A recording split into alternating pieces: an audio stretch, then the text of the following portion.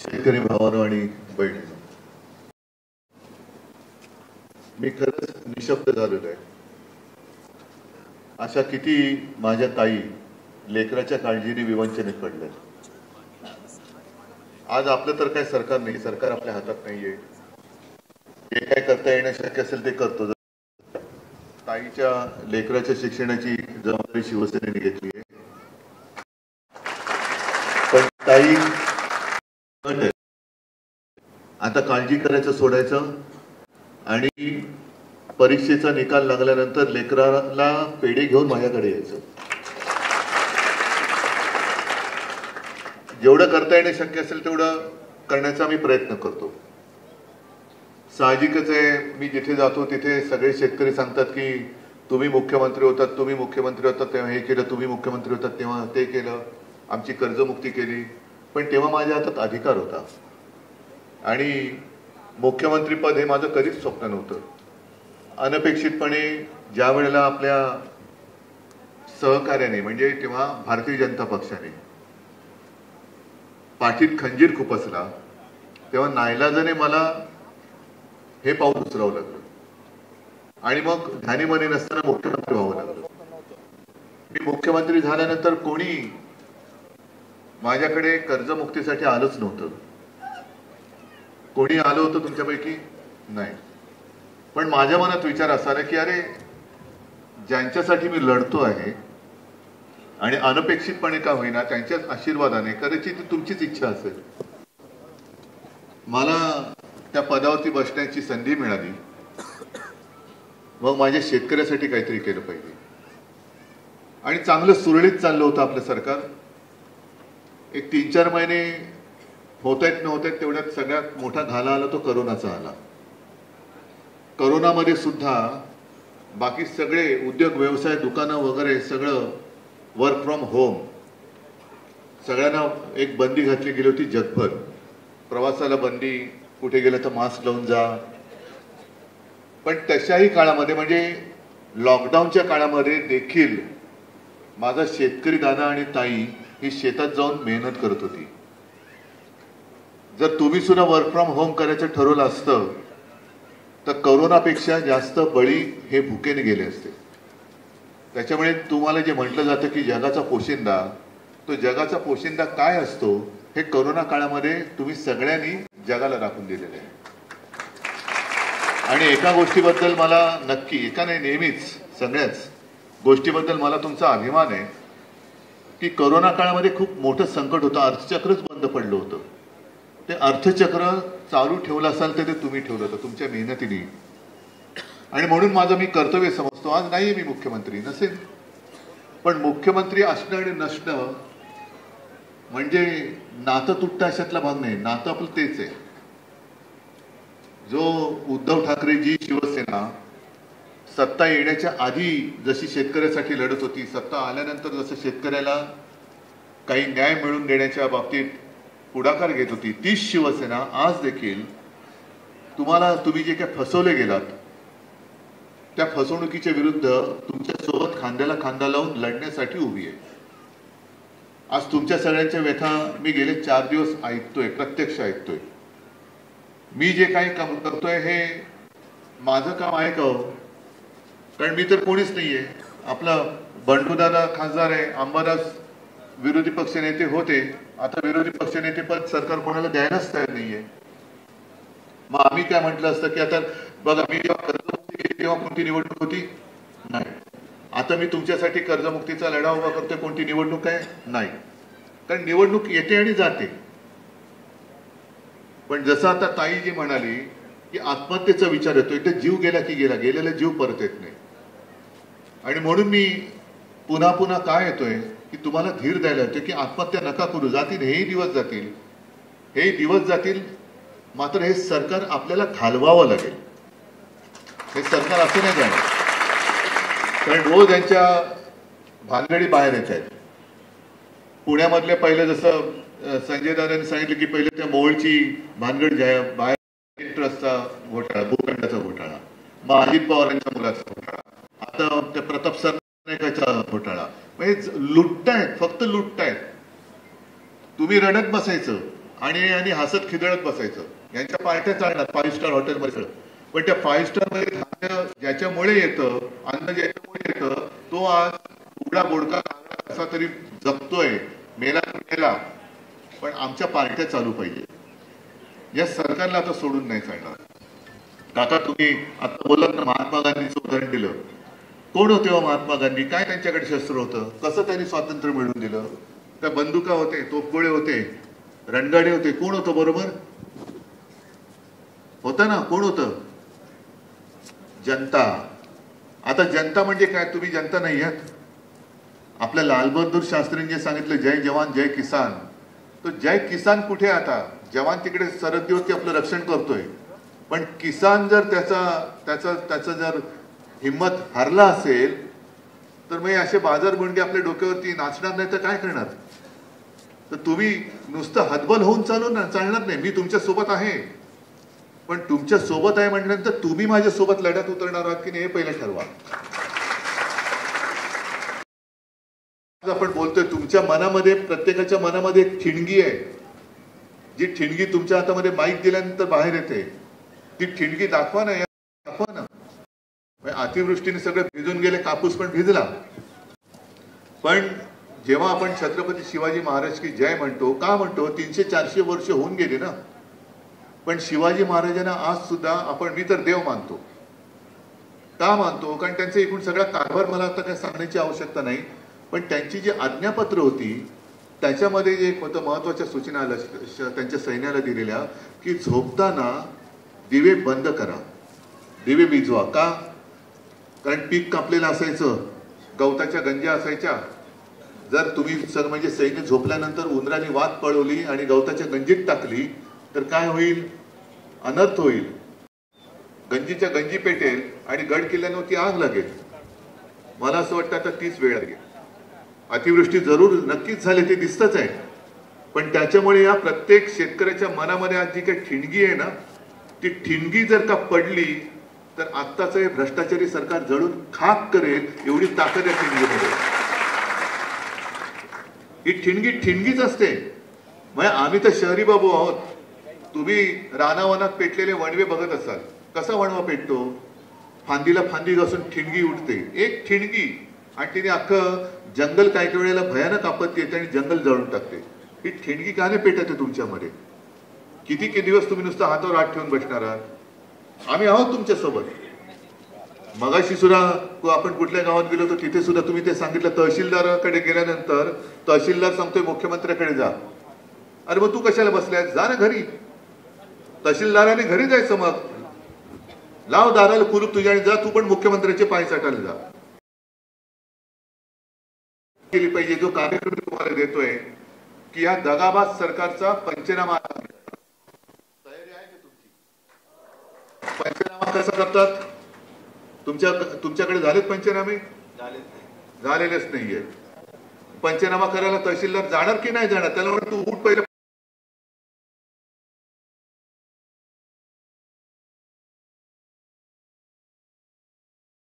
आम्हाला तर लागलात. पेरण्या बिरण्या तुमच्या रबीच्या सुरू झाल्या. मग आता जर का समजा मी तुमचं पाहणी अधिकारी आहे, मी तुमच्या शेतात आलो तर तुम्ही काम करताय, कुठे नुकसान तुमचं? मिळणार नुकसान भरपाई तुम्हाला? तुम्ही लागलात का मला?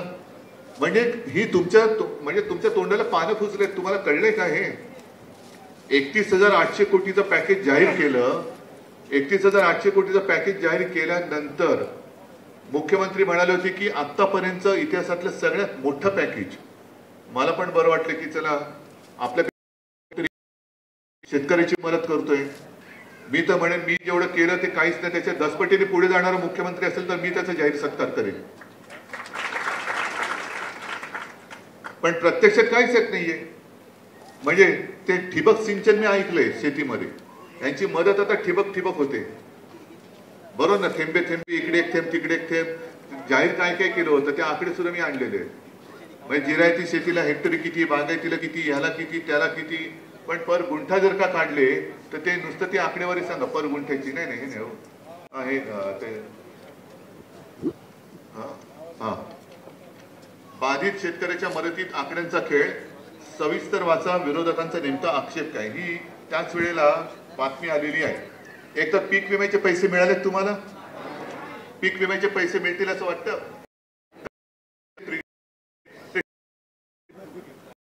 तेही माझ्याकडे कागद आहेत. काय काय मिळाले? कोणाला 6 रुपये मिळाले, कोणाला 3 रुपये मिळाले, कोणाला 2 रुपये, कोणाला 21 रुपये. आणि आता हा जो काही मदतीचा आकडा त्यांनी नव्या निकषानुसार प्रतिवाहू, इथे कोरडवाहू शेती आहे का कोणाची? कोरडवाहू शेती सगळ्यांची आहे.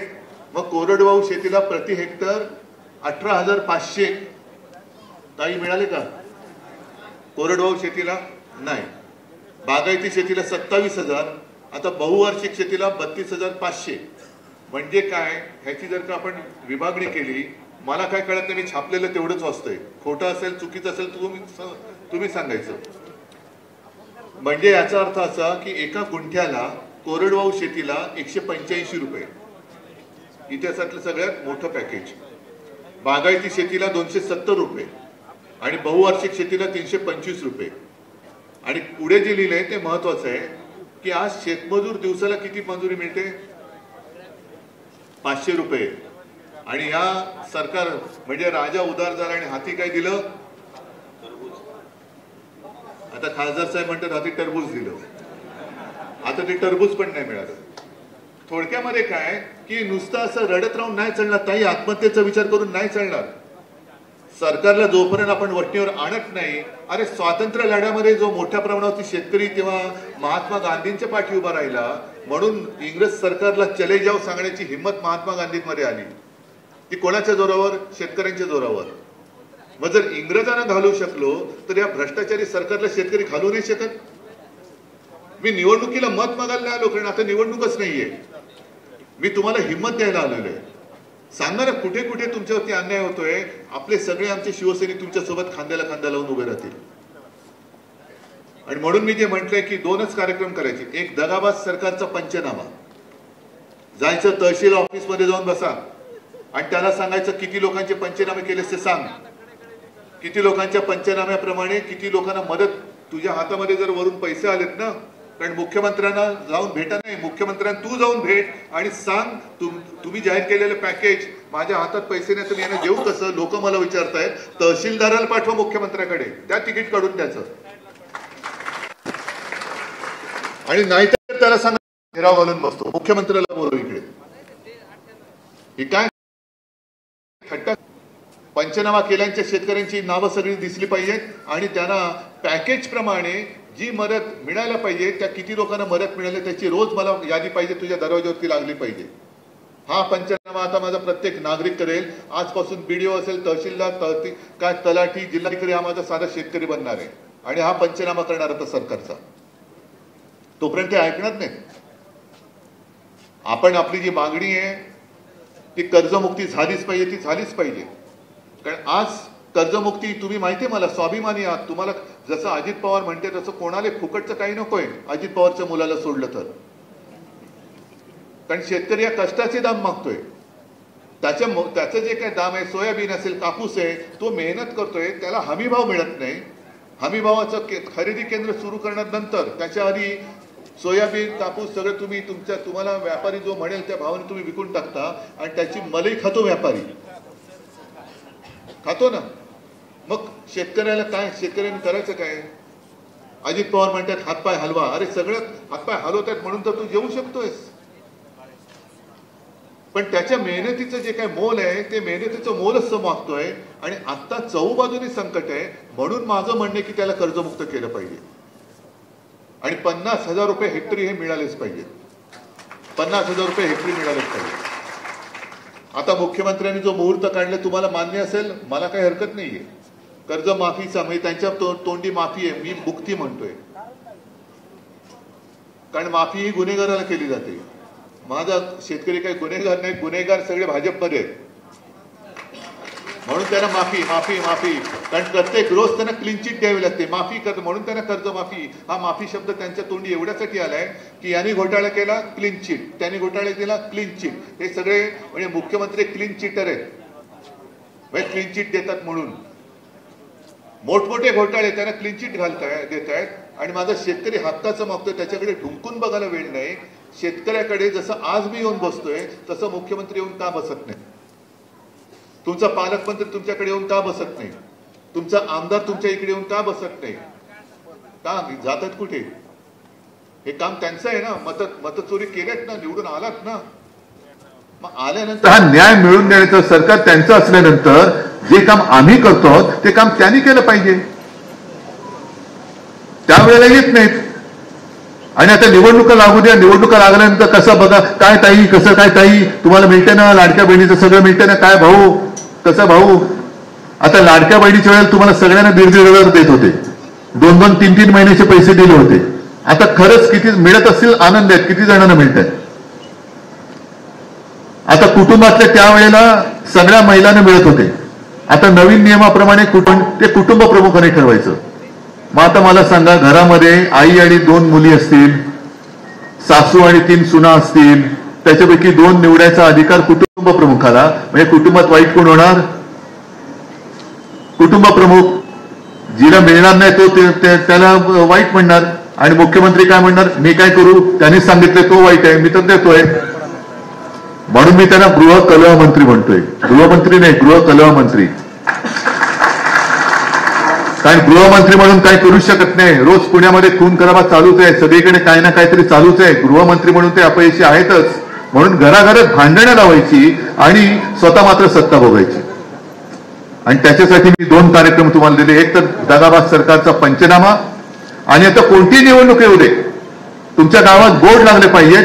जोपर्यंत कर्जमुक्ती होत नाही तोपर्यंत आम्ही सरकारला, म्हणजे भाजप महायुतीला मत देणार नाही. वोटबंदी करा त्यांची वोटबंदी करा. कारण एक तर हे मतं चोरतायत, पक्ष चोरला, जमीन चोरतायत, सगळी सत्ता चोरतायत, तुमचं आयुष्य सुद्धा ते चोरतायत. मगाच्या बैठकीत मी असाच एक मुद्दा सांगितला की काय होतंय आता. तेव्हाही खासदारांनी आपल्याला सांगितलं की मतचोरी ते करतायत, ईव्हीएम मध्ये घोटाळा करतायत, दुबार नोंदणी. म्हणजे परवा राहुल गांधींनी एका महिलेचा फोटो दाखवला, तिचं 22 ठिकाणी मतदानाचं तिचं कार्ड होतं. बरं, महिला कोणती? तुमच्या गावातलीच. काय कुठली महिला माहितीये? ब्राझील मधली. आता तिने खुलासा केला, मी कधी हिंदुस्थानात आलीच नाही, पण तरी देखील तिचा फोटोचं कार्ड 22 ठिकाणी बनलं. मग हे मतचोर पकडणार कोण? म्हणजे भाजपचं काय चाललंय? आपण शिवसेना काय सांगतोय? मशाली समोरचं बटन दाबा, शिवसेनेला मत मिळेल. पवार साहेब सांगतात तुतारी समोरचं बटन दाबा, राष्ट्रवादीला मत मिळेल. काँग्रेसवाले काय सांगतात? हाताच्या समोरचं बटन दाबा, काँग्रेसला मत मिळेल. भाजपवाले काय सांगतात? कोणतेही बटन दाबा, मत आम्हालाच मिळेल. हे असे चोर आहेत. मला आज एका गोष्टीचं, तुम्ही सगळे अडचणीत आहात, पण मला एका गोष्टीचं समाधान काय आहे की मी एवढ्या तुमच्यामध्ये येऊन बोलू शकतो. तुम्ही मला आपुलकीने, मला एक कुटुंबातला एक म्हणून माझ्याशी तुम्ही मोकळेपणाने बोलता, हे माझ्या आयुष्यातली मोठी कमाई आहे. आणि ते नातं जपण्यासाठीच मी आलेलो आहे. मी आहे तुमच्यासोबत, काळजी करू नका. काय जे करायचं आंदोलन, विमा कंपन्यांवरती मोर्चा करायचा, आम्ही काढणार मोर्चे, काळजी करू नका. तहसीलदाराच्या ऑफिसमध्ये आमदार खासदार तर येऊन बसतीलच, पण जिथे आमदार खासदार आपले नाही आहेत तिथे आमचे शिवसैनिक येऊन बसतील, पण बरोबर तुम्ही जायला पाहिजे. आजपासून हा पंचनामा सुरू करा आणि गावागावामध्ये बोर्ड लावा की जोपर्यंत आम्हाला मदत मिळत नाही, कर्जमुक्ती होत नाही, 50,000 रुपये हेक्टरी मिळत नाही, वाहून गेलेल्या गुरां जनावरांचं नुकसान भरपाई मिळत नाही, कोंबड्यांचे पैसे मिळत नाही, विम्याचे पैसे मिळत नाही, तोपर्यंत आम्ही भाजपा आणि त्यांच्या मित्र पक्षाला मत देत नाही. जर वैशीवर आले तर वेशीवरनं परत पाठवा. करण्याची ताकद आहे तुमच्यात? जर सगळे सांगणार मला जोरात होय म्हणून, ठीक आहे, आम्ही तुमच्या सोबत आहोत. काळजी करायचं नाही आणि आत्महत्येचा विचार सुद्धा मनात आणायचा नाही. सगळ्यांना धन्यवाद देतो.